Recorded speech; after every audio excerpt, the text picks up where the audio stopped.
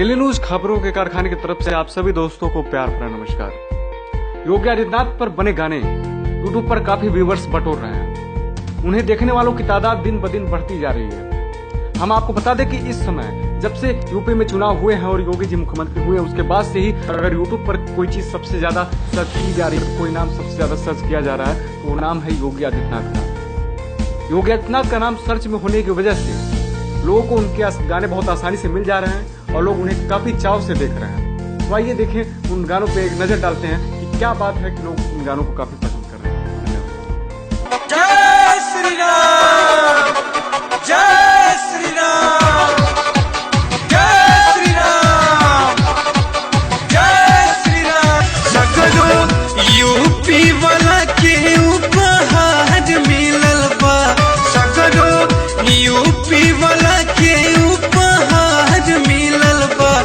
जोगी बाबा जैसन सीएम दमदार मिलल बा, योगी बाबा जैसन सीएम दमदार मिलल बा।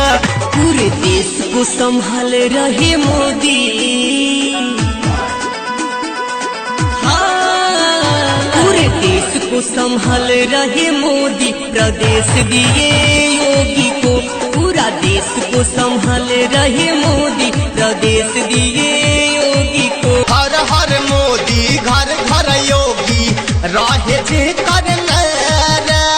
हर हर मोदी घर घर योगी राहे जे कर रे। यूपी के सीएम भइले योगी जी सब कर प्यारा। यूपी के सीएम भइले योगी जी सब कर प्यारा। हम चूड़िया पाए हो चूड़ी हार, तू योगी जी के नाम लिखी दा। हम चूड़िया पाए हो चूड़ी हार, तू योगी जी के नाम लिखी दा।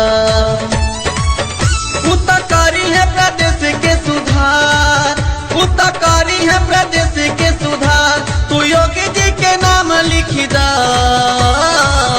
हम चूड़िया पाए हो चूड़ी हार, तू योगी जी के नाम लिखी दा।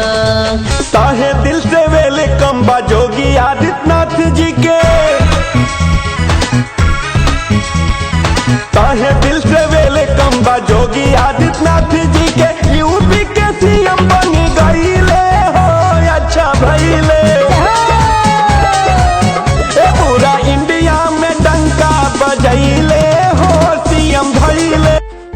इसी तरह की चटकारेदार खबरों के लिए देखते रहिए डेली न्यूज एक्सप्रेस। धन्यवाद।